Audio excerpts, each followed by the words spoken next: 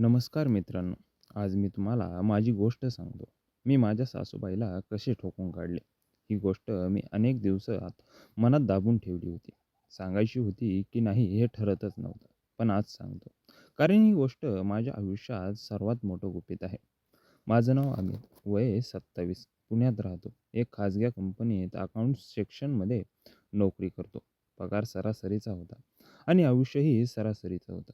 जोपर्यंत सासूबाई माझ्या आयुष्यात पूर्णपणे शिरल्या नाहीत. 2 वर्षापूर्वी लग्न झालं होतं. पत्नीचं नाव प्रिया. प्रिया खूप गोड आणि शांत, प्रेमळ मुलगी होती. लग्नापूर्वी आम्ही फारसे ओळखीचे नव्हतो. ती माझ्या एका जुन्या मित्राच्या नातेवाईक होती. घरातील लोकांनी पाहिले आणि ठरवलं आणि लग्नही झालं. सुरुवातीला थोडी लाज वाटायची, थोडी अनोळखी वाटायची. पण हळूहळू प्रेम वाढलं. प्रिया मला खूप आवडायची. तिचं हसू, तिचं बोलण्याचा तरीका, तिची काळजी घेण्याची पद्धत सगळं छान होतं. रात्री झोपताना ती छातीवर डोकं ठेवून असायची आणि मी तिच्या केसांत हात फिरवायचो. ते क्षण मला खूप प्रिय होते. पण सासूबाई, माझ्या सासूबाईचं नाव सुमित्राबाई. वय 50च्या आसपास. दिसण्यात तर अजूनही तडफदार. गोल चेहरा, काळे काळे डोळे, थोडेसे गोल शरीर आणि बोलताना वेगळीच ताकद. घरात त्यांचं राज्य चालायचं. माझे सासरे जाऊन 6 वर्ष झाली होती. तेव्हापासून सासूबाई एकट्याच घर सांभाळत होता. प्रिया त्यांची एकुलती एक मुलगी. त्यामुळे प्रियावर त्यांचं प्रेम अफाट होतं आणि जावई मात्र वेगळंच. लग्नानंतर पहिले 6 महिने तर मी फक्त सहन केलं. सकाळी उठल्याबरोबर आवाज येई, "अमित, पाणी आण." दुपारी, "अमित, दुकानाहून भाजी घेऊन ये." "प्रियाला पाठवू नकोस, ती थकते." संध्याकाळी, "अमित, तू नोकरीला जातोस म्हणून घरातले काम प्रियालाच पडतात. थोडी मदत करायला हवी ना." रात्री, "अमित, प्रियाला काही शिकवत का नाहीस? ती अजून स्वयंपाक नीट करत नाही. तू तिला शिकव." प्रत्येक गोष्टीत टोचणी असायची. प्रत्येक वाक्यात एक वेगळीच धार. मी बोलत नसे, फक्त गप्प राहायचो. प्रिया मला सांगायची, "अमित, आईचं असंच आहे. सहन कर. कालांतराने सवय होईल." पण सवय होत नव्हती. दिवसेंदिवस वाढतच होती. कधी-कधी रात्री झोपताना प्रिया म्हणायची, "आईला थोडंसं प्रेमाने वागवशील तर ती बदलेल." मी होकार द्यायचो. पण मनात राग असायचा. राग आणि एक प्रकारचा थकवा. एक दिवस रात्री प्रिया नोकरीवर होती. तिची कंपनी रातपाळी होती. मी घरात एकटाच. सासूबाई स्वयंपाकघरातून आल्या आणि म्हणाल्या, "अमित, आज रात्री जेवताना काय करायचं ते सांग." "प्रिया, नाही ना." मी म्हणालो, "काहीही चालेल सासूबाई." त्या हसल्या. ते हास्य मला कधीच आवडलं नव्हतं. त्या हास्यात एक वेगळीच गोष्ट लपलेली असायची. जणू काही त्या मला मोजत असतील. जणू काही माझ्या मनातलं वाचत असतील. रात्री जेवण झाल्यावर मी टीव्ही बघत होतो. सासूबाई माझ्या शेजारी बसलेल्या. अचानक त्या म्हणाल्या, "अमित, तू प्रियेशी खूप प्रेम करतोस ना?" मीही गोंधळलो. "हो सासूबाई, करतो." "मग माझ्याशी का नाही?" मी त्यांच्याकडे पाहिलं. डोळ्यात एक वेगळीच चमक होती. मी उठलो. "सासूबाई, असं बोलू नका." त्यांनी माझ्या हाताला हळू स्पर्श केला आणि म्हणाल्या, "मजा करत होते बस. इतका गंभीर का होतोस? तू खूप सिरियस माणूस आहेस." पण त्या रात्रीपासून माझ्या मनात एक वेगळीच गोष्ट घर करू बसली. सासूबाईंची नजर, त्यांचा आवाज, त्यांचा स्पर्श. मी स्वतःला समजावत होतो की हे चुकीचे आहे. पण मन ऐकत नव्हतं. रात्री झोपतानाही त्यांचा चेहरा डोळ्यासमोर यायचा. मी डोळे मिटायचो. पण ते चित्र मनातून निघत नव्हतं. दिवस असेच जात होते. प्रिया कामात व्यस्त असायची. सासूबाई मात्र घरीच. एक दुपारी मी घरात आलो तर सासूबाई बाथरूममधून बाहेर येत होत्या. ओल्या केसांवर टॉवेल आणि शरीराला फक्त साडीचा पदर. पाण्याचे थेंब त्यांच्या मानेवरून खाली वाहत होते. माझ्या नजरेला त्यांनी पकडलं. हसल्या आणि म्हणाल्या, "काय बघतोस? जा चहा करून आण." मी चहा करत असताना माझं मन अस्वस्थ होतं. काय चाललंय हे मला कळत नव्हतं. चहा देताना माझ्या हाताला त्यांचा स्पर्श झाला आणि त्यांनी हळूच म्हटलं, "हात थंड आहेत तुझे. आजारी तर नाहीस ना? ताप तर नाही ना?" मी डोकं हलवलं. "नाही सासूबाई." त्यांनी माझ्या कपाळाला हात लावला. "बरं, जा आराम कर." त्यानंतर आणखी काही दिवस गेले. एक संध्याकाळ प्रिया बाहेर होती.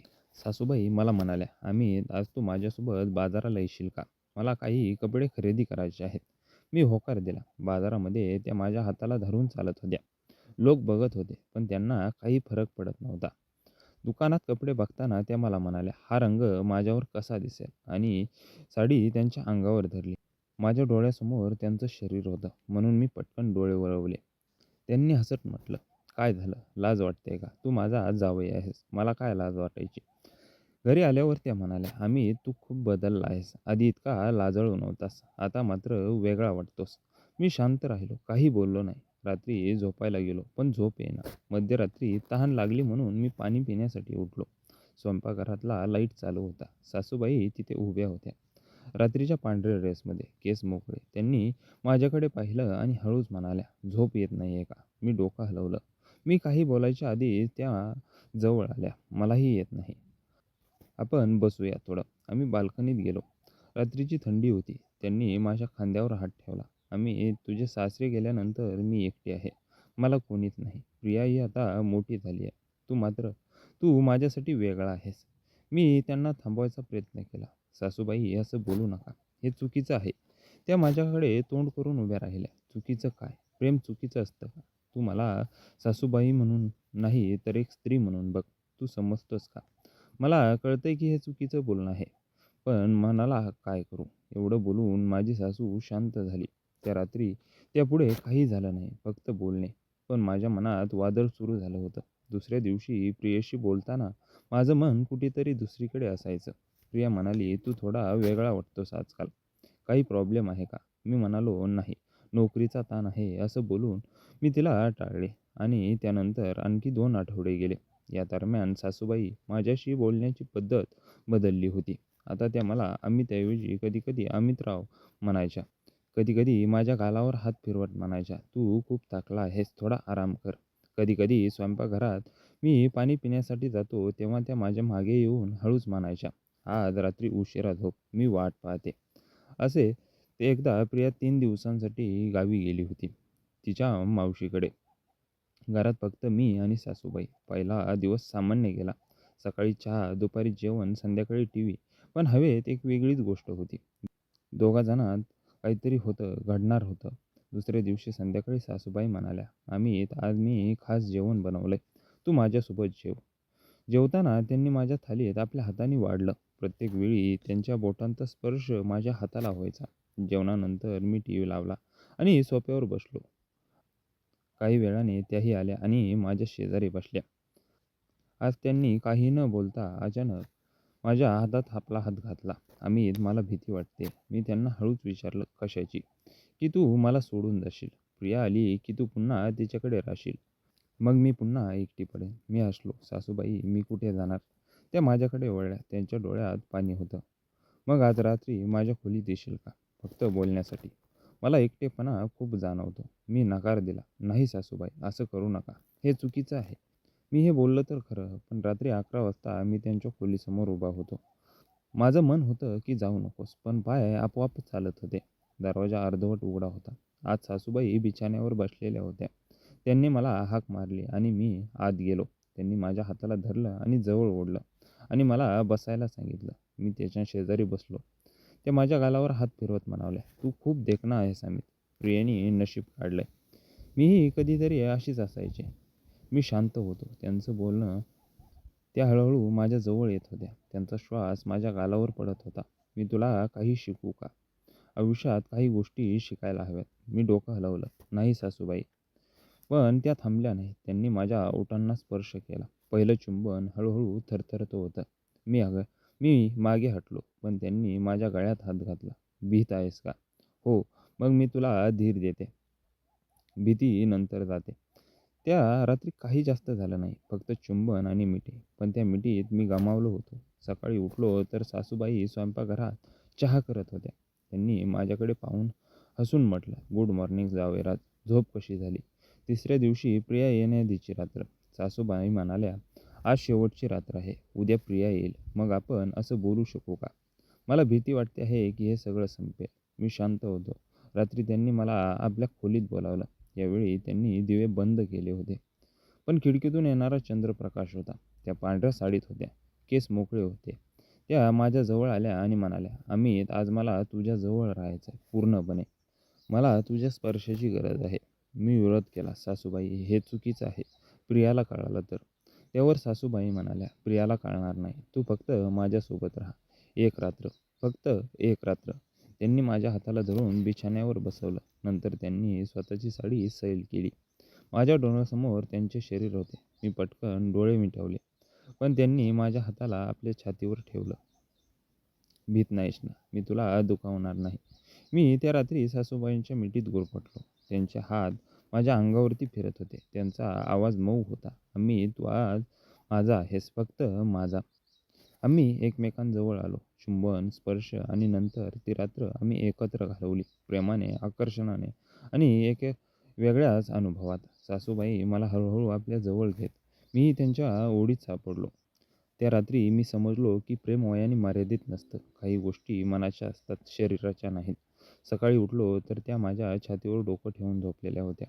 मी त्यांच्या केसात हात फिरवला. त्या जाग्या झाल्या आणि हसल्या. कसं वाटलं? मी काही बोललो नाही, फक्त त्यांना मिठीत घेतलं. "मला कळत नाहीये काय वाटतंय." त्या म्हणाल्या, "कळेल, हळूहळू कळेल." प्रिया आली. घरात पुन्हा सामान्य जीवन सुरू झालं. पण आता सासूबाई आणि माझ्यात एक गुपित होतं. कधी-कधी त्या मला एकटे पाहून डोळे मिचकावत. कधी-कधी रात्री मी त्यांच्या खोलीत जात असे. प्रियाला काही कळत नसे. ती झोपलेली असायची आणि मी हळूच उठून सासूबाईच्या खोलीत जायचो. तिथे आम्ही फक्त बसायचो. कधी-कधी मिठीत राहायचो, कधी-कधी त्याहून अधिक. एक दिवस प्रिया म्हणाली, "अमित, आई खूप बदलली आहे. आता ती तुझ्याशी प्रेमाने वागते. आधी तर रोज टोचणी असायची. आता मात्र ती तुला खूप आदर देते." मी फक्त हसलो. "हो, कदाचित सवय झाली असेल." मग आणखी काही महिने गेले. आमचं नातं अधिक घट्ट होत गेलं. कधी-कधी दुपारी प्रिया नोकरीला असताना आम्ही एकत्र वेळ घालवत असे. कधी-कधी फक्त बोलत असू, कधी-कधी त्याहून अधिक. सासूबाई मला म्हणाल्या, "तू माझा गुपित आहेस अमित. मी तुला कधीही सोडणार नाही. तू माझ्या आयुष्यात आलास आणि सगळं बदललं." एक रात्री प्रिया झोपलेली असताना सासूबाई माझ्या खोलीत आल्या. त्यांनी माझ्या कानात सांगितलं, "आज मला तुझ्याजवळ राहायचंय. मला तुझ्याशिवाय झोप येत नाही." ते असं बोलताच मी त्यांच्या खोलीत गेलो. त्या रात्री आम्ही खूप जवळ आलो. त्यांनी मला सांगितलं, की "तू मला जगवलं आहेस अमित. सासरे गेल्यानंतर मृतसारखी होते. तू आलास आणि सगळं बदललं. आता मला जगायचंय." मी त्यांना मिठीत घेऊन म्हणालो, "मीही तुमच्याशिवाय अपूर्ण आहे सुमित्रा." त्या हसल्या. "आता सासूबाई म्हणू नकोस, फक्त सुमित्रा म्हण. मला ते आवडतं." मित्रांनो, ही माझी कहाणी आहे. सासूबाईला आम्ही चांगलेच ठोकून काढले. पण हाताने नाही, प्रेमाने, आकर्षणाने आणि त्या अनेक रात्रीच्या अनुभवाने. आता घरात शांतता आहे.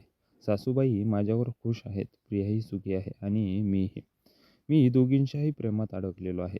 कधी-कधी मनात येतं की हे चुकीचं आहे. प्रियेशी विश्वासघातगिरी वाटते. पण मग सासूबाईंचा तो स्पर्श, तो आवाज, त्या रात्रीचे क्षण आठवतात आणि सगळं विसरतो. आयुष्य कधी-कधी अशा गुपितांनी चालतं. काही गोष्टी सांगता येत नाहीत, फक्त जगता येतात.